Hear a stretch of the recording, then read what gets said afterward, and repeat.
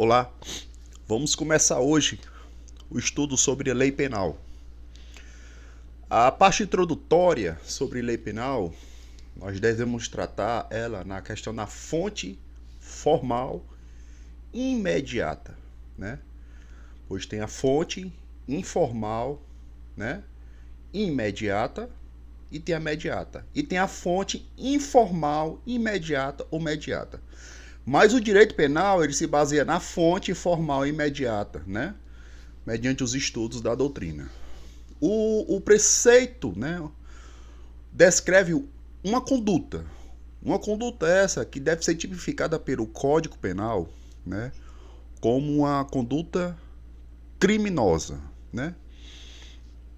E a pena, né, a sua secundaridade, né, o que é secundário a isso seria uma pena que ela é combinada a um delito.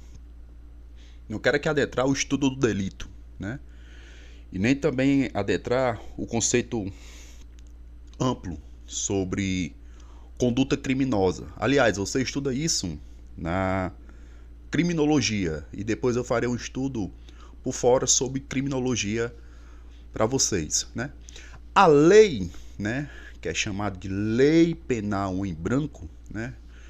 Ela trata-se de um preceito, né? Um preceito esse que ele é secundário, ele não é primário, né? É um preceito secundário sobre o conceito de pena. E ele é completo, né? Mas o preceito, né, nessa qualidade de primária, é uma descrição de uma conduta criminosa, onde o preceito secundário seria a pena, isso é, para reclamar, para complementar, né, a lei, entendeu? Isso é, lei penal em branco era precisa de uma outra modalidade de norma, né, para ser complementada. As suas espécies elas podem ser homogêneas em seu sentido amplo ou ela pode ser heterogênea em seu sentido estrito. No seu sentido homogêneo, né, ela trata-se da mesma natureza jurídica, né, e advém do mesmo órgão. Atenção, mesmo órgão, chamado de homovitelina ou heterovitelina. Não quero acrescentar demais isso aqui porque dificilmente isso é cobrado, né, em concursos, né, em seleções, né, pelo qual é o foco aqui da aula, né. Em seu sentido estrito, que é o heterogênea, né, o complemento de natureza jurídica distinta é um órgão diverso. Um é o mesmo órgão, outro é o órgão diverso. Segundo o artigo 33 da Lei 11.343 de 2006, né, a lei do tráfico de drogas, a conceituação de droga está na portaria 344 da Secretaria de Vigilância e Saúde do Ministério da Saúde, né? Secretaria de Vigilância em Saúde do Ministério da Saúde, Anvisa, né? Então, essa portaria ela serve como um complemento a conceituar o que seja droga. Quando um produto químico sai desta portaria, né, deixa de ser conceituado como droga, né? Bom, o que é inversa ou ao verso? O crime de genocídio, né? A sua conceituação de genocídio pela lei número 2.889 de 56, né? E aliás, genocídio ele é julgado pelo Tribunal Penal Internacional, também tem isso aí também, né? A gente estuda isso em direitos humanos, um pouco em direito penal e direito constitucional, né?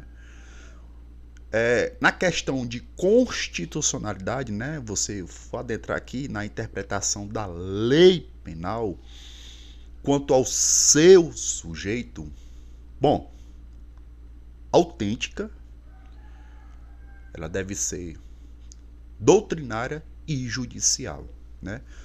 Os seus métodos, né, o método de estudo hermenêutico, né, gramatical, teleológico, né?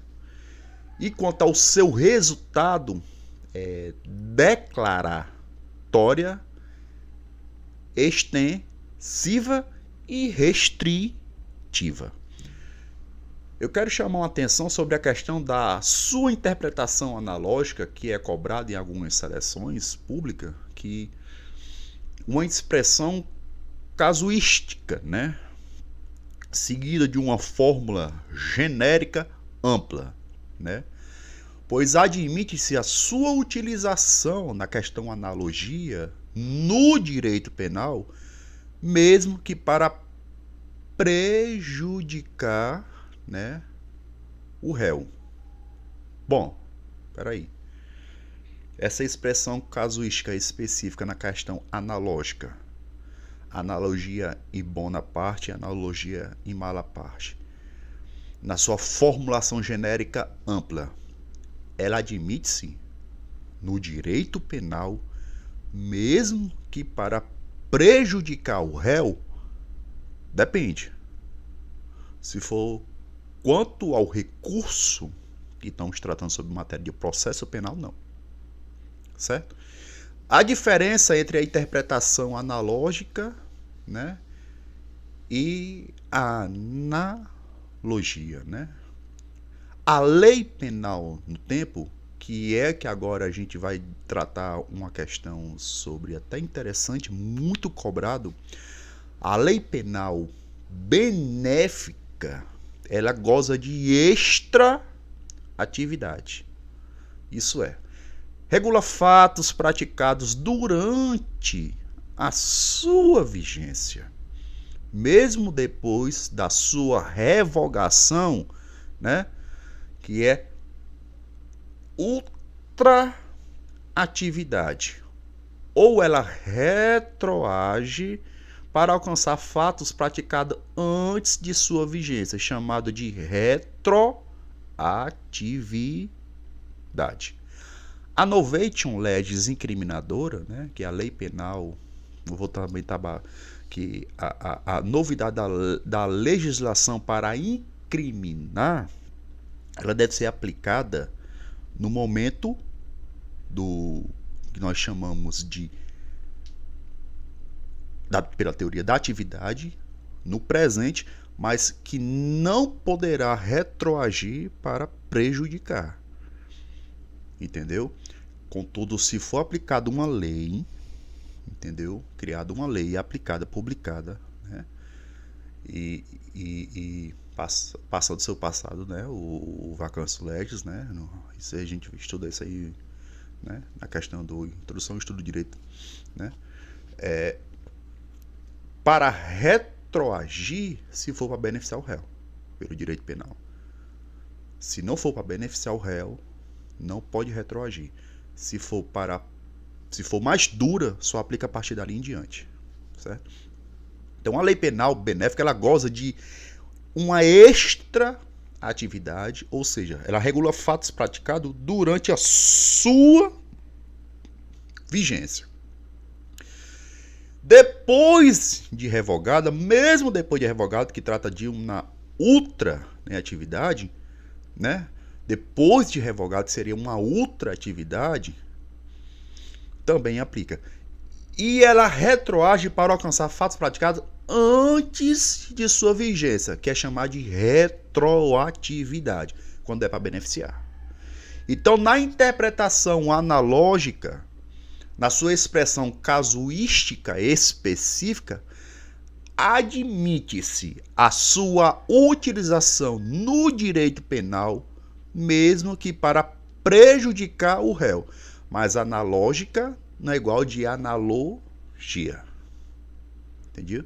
Porque analogia tem a in bona parte e a mala parte. No direito penal, na verdade, deve-se vigorar a bona parte, né? Para beneficiar o réu. A questão da lei penal mais grave, né? Que é chamado de a lex gravium, né? Eu quero falar para você uma súmula 7.1 do Supremo que é muito cobrada, né? A lei penal mais grave, ela aplica-se ao crime continuado ou ao crime permanente. Ele continuou ou ele permaneceu. São duas diferenças. Se a sua vigência é anterior à cessação da continuidade ou da permanência. Continuidade e permanência está lá na frente. Abolition criminis, né? Isso é, ninguém, né, pessoa, pode ser punida por fato que lei posterior deixa de considerar crime, cessando em virtude dela a execução e os efeitos penais da sentença condenatória. Artigo 2, caput do Código Penal brasileiro. Bom, eu quero falar sobre dois princípios. A lei penal benéfica, lex mittium, e o princípio da continuidade típico-normativa. Os elementos do crime de atentado, né, violento ao pudor, o famoso artigo 214 do Código Penal, migraram para a nova figura típica do crime de estupro, 213 do Código Penal. Não é 200 não, como vocês escutam em televisões não, é o 213 do Código Penal. Por força da lei número 12.015 de 2009, certo? A lei penal benéfica, que é a lex mittium, né? A lei posterior, que de qualquer modo favorece o agente. O agente aplica-se a fatos anteriores, ainda que decididos por sentença condenatória transitada em julgado. Artigo 2, parágrafo único do Código Penal brasileiro. É a lei penal benéfica. E quando tem a questão da lei penal benéfica? E aí, que é a lex mittium? Analogia e Bonaparte trata também da questão de uma beneficência ao réu, né? E analogia e mala parte, pode? Bom, existe um requisito específico que vai ser estudado depois, quando nós formos tratar sobre penas, prisões e recursos. A lei penal e sua categoria temporária e excepcional, isso é, a lei excepcional ou temporária. O que é lei excepcional ou temporária?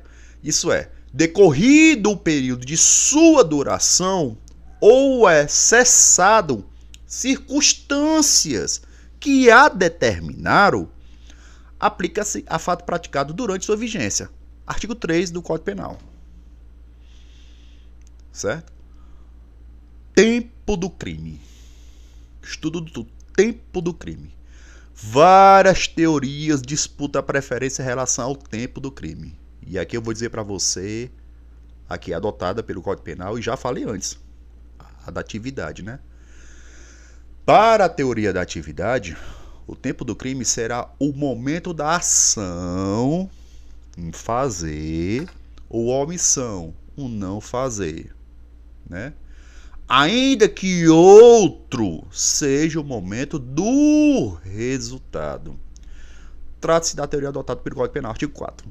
Resultado é outro padrão de teoria e umbiguidade é outro padrão de teoria. Eu falei de tempo, teoria da atividade, que é o cobrado. Agora, lugar do crime.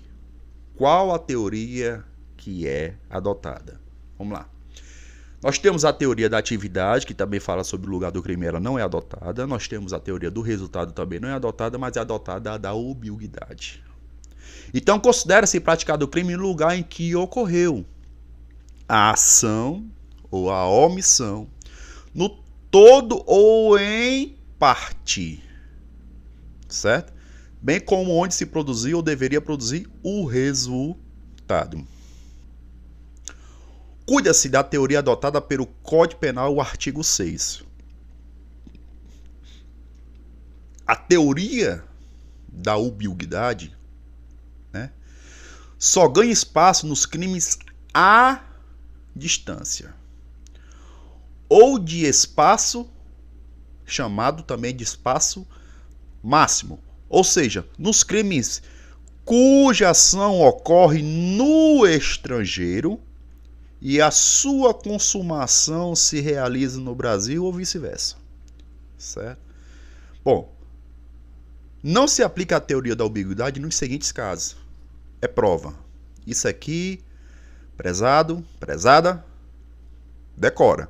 Crimes conexos, crimes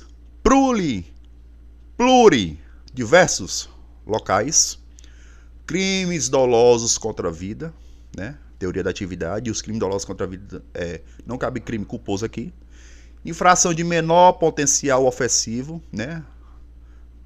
Trata da teoria da atividade e crime de menor potencial ofensivo, trata isso aí, não se aplica a questão da obilidade. E atos infracionais, aplica-se a teoria da atividade, né? Lei penal no espaço. Isso aqui é cara de prova, é muito cobrado também.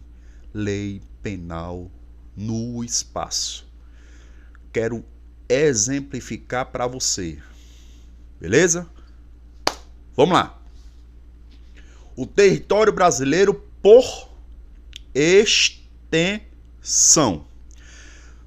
Para efeitos penais, considera-se como extensão do território nacional embarcações e aeronaves brasileiras de natureza pública ou a serviço do governo brasileiro, onde quer que se encontre, bem como as aeronaves e as embarcações brasileiras, né, mercantes ou de propriedade privada que se achem respectivamente no espaço aéreo correspondente ou em alto mar. Artigo 5, parágrafo 1 do Código Penal. O princípio da territorialidade, né, que serve como embasamento, que inicia do caput e vai também uma parte do embasamento no parágrafo 2 do Código Penal, o artigo 5, o que é? Em relação à lei penal no espaço, o Código Penal ele adota o princípio da territorialidade. O que é? Ou seja, aplica-se a lei penal brasileira a crimes que são praticados em território nacional. Isso você tem que estudar a demarcação do território nacional. Entendeu? Você tem que ter um estudo sobre fronteira, e isso aí parte da geografia. Aplica-se a lei brasileira, né, sem o prejuízo de convenções, tratados e regras de direito internacional ao crime cometido no território nacional. Artigo 5, caput do Código Penal. É também aplicável a lei nacional a crimes praticados a bordo de aeronaves ou embarcações estrangeiras de propriedade privada, achando-se aquelas em pouso no território nacional ou em voo no espaço aéreo correspondente, e estas em porto ou mar território do Brasil. A gente não vai estudar a questão de direito internacional agora público, né, para alegar a questão da divisão e da questão do mar, né? zona, a divisão do mar de zona costeira, isso aí a gente vai abordar um pouco mais na frente, né? A especificação ficou aqui, que seja território do Brasil, que seja especificado na questão do mar, né? Mar territorial, que não seja em zona livre, né? Em zona de aplicação de lei internacional ou mar internacional, né? Como também alguns também chamam. Bom,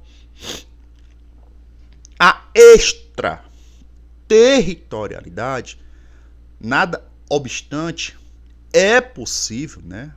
Ela aplica a sua aplicação na lei penal brasileira a crimes praticados fora. Isso é, fora do território nacional. Chama-se de extraterritorialidade. De fato, o Brasil adota o princípio da territorialidade mitigada. E aí, cobrado em concursos, cobrado nas provas, o que é? Territorialidade mitigada ou temperada. É o que é cobrado na questão de extraterritorialidade de lei penal. É isso daí. Você só vai se tocar que é territorialidade mitigada ou temperada, e é por nome desse princípio. A extraterritorialidade incondicionada, né, disse extraterritorialidade incondicionada, porque a aplicação da lei brasileira independe de quaisquer condições. Quando? Com efeito nas hipóteses listadas a seguir, que eu vou explicar para você. A seguir, o agente é punido segundo a lei nacional, lei brasileira, ainda que absolvido ou condenado no estrangeiro. Cuidado que tem tratados internacionais que tem que tratar sobre isso aí, a gente ajudar isso aí em direito constitucional e direitos humanos. São hipóteses de aplicação do princípio da extraterritorialidade incondicionada. Os crimes praticados, tem que decorar, prezado. Isso aí, prezado e prezada, é prova, beleza? Contra a vida ou a liberdade do nosso presidente da República. E isso é chamado de princípio da defesa real ou proteção. Vamos lá, outra.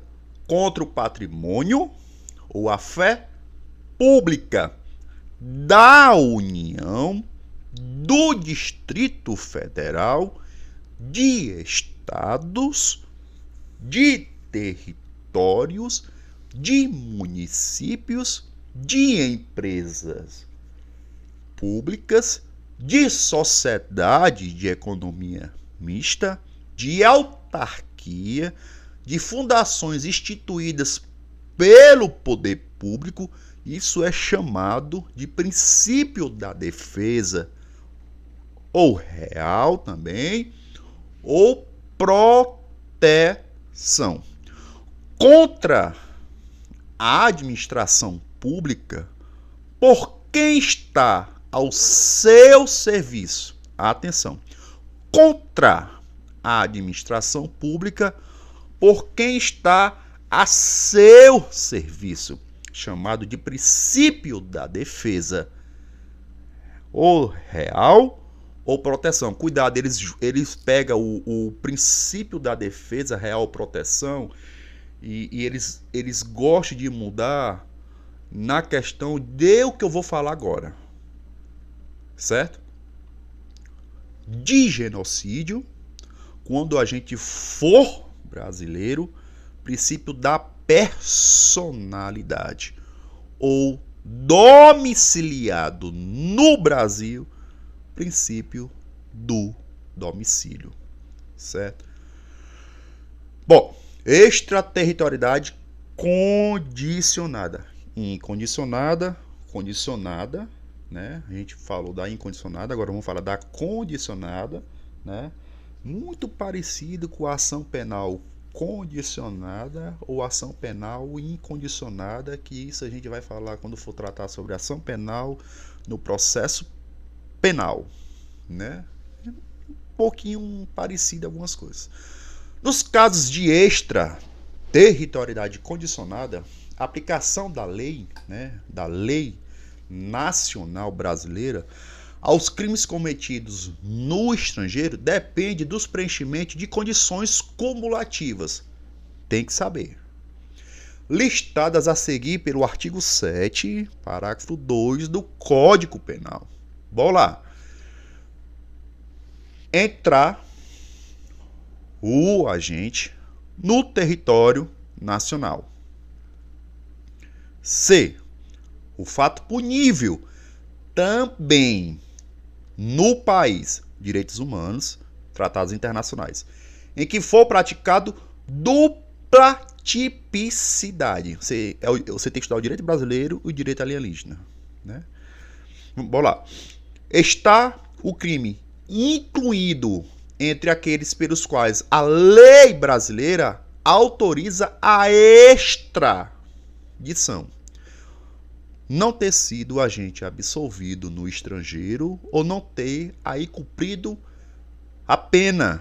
E outra, não ter sido agente perdoado no estrangeiro ou por outro motivo, não está extinta a punibilidade segundo a lei mais favorável.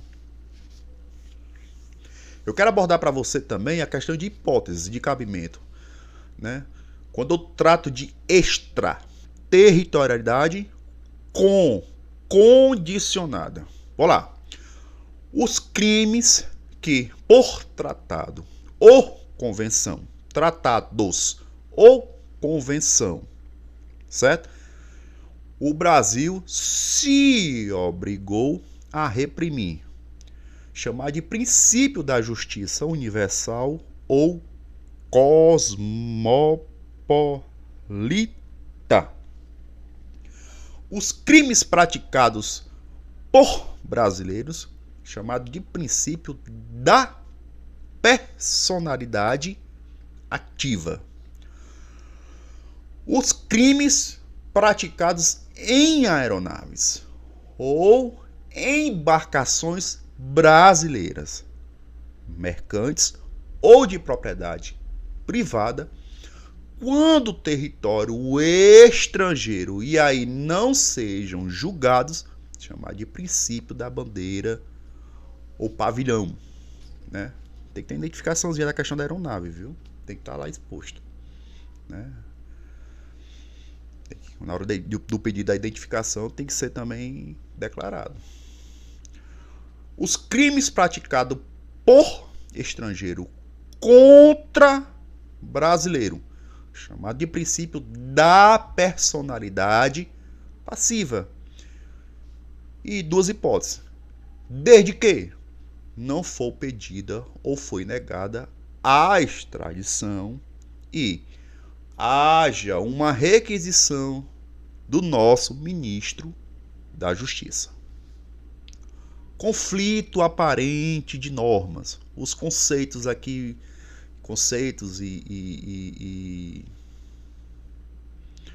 e tem a questão do critério de resoluções, né? Vamos lá. A questão do conceito. É possível, né? Essa aplicação simultânea de duas ou mais leis penais, né?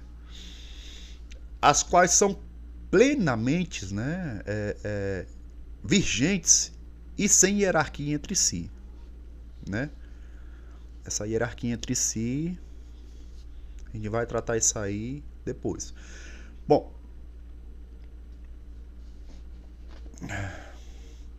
critério de resolução, né, que eu posso adotar para a resolução de conflitos aparentes de normas e as suas especialidades.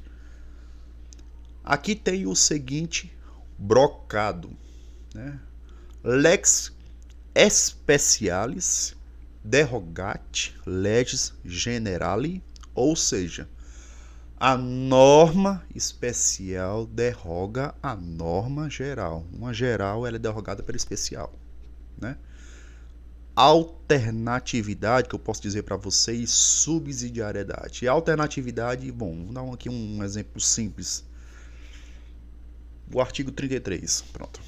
Importar, olha os verbos. Importar, exportar, remeter, preparar, produzir, fabricar, adquirir, vender, expor à venda, oferecer, ter em depósito, transportar, trazer consigo, guardar, prescrever, ministrar, entregar a consumo ou fornecer drogas, ainda que gratuitamente, sem autorização e desacordo com determinação legal ou regulamentar. Pena é uma reclusão de 5 anos, né, no mínimo, a 15 anos, reclusão de 5 a 15 anos e pagamento de 500 a 1.500 dias multa. Esse é um dos exemplos mais básicos que eu posso dar aqui para você, certo? E tem uma decisão do Supremo agora sobre a questão de porte, né? Pode ser cobrada em provas, com certeza. Tem a questão de quantidade de grama, né? Sobre porte de droga. Bom, subsidiariedade, né?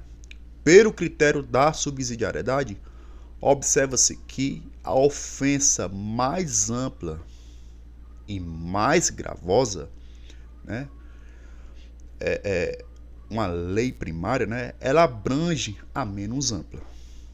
Isso é, uma lei subsidiária, ficando a aplicação da lei subsidiária condicionada à não aplicação da norma primária, né? Isso é a questão da subsidiariedade. É importante, porque na subsidiariedade, isso é, a ofensa mais ampla e mais gravosa de uma lei primária, ela abrange a uma menos ampla a uma lei subsidiária, ficando a sua aplicação da lei subsidiária, que ela é condicionada a uma não aplicação, né? A uma não aplicação de uma norma primária. Entendeu? Bom, um exemplo aqui. Artigo 215-A. Praticar contra alguém sem a sua anuência ato libidinoso com o objetivo de satisfazer a própria lascívia ou a de terceiro. É novo esse artigo, certo? Pena, reclusão de 1 a 5 anos se o ato não constitui crime mais grave, né? Bom, essa absorção ou a questão de uma consunção, né? Pelo critério de absorção ou consunção, nós temos doutrinadores que explicam que o fato mais amplo e mais grave absorve o menos amplo e menos grave, os quais funcionam apenas como meio de preparação ou execução, né?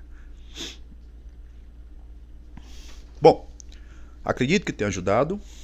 Próxima aula, acompanha nós aí, que a gente vai colocando aulas de direito penal, processo penal, direito constitucional, direitos humanos, entre outros. Obrigado a você que me assiste, curte, compartilha. Eu sou o advogado Tarcísio Max e é um prazer, satisfação ter você como meu ouvinte.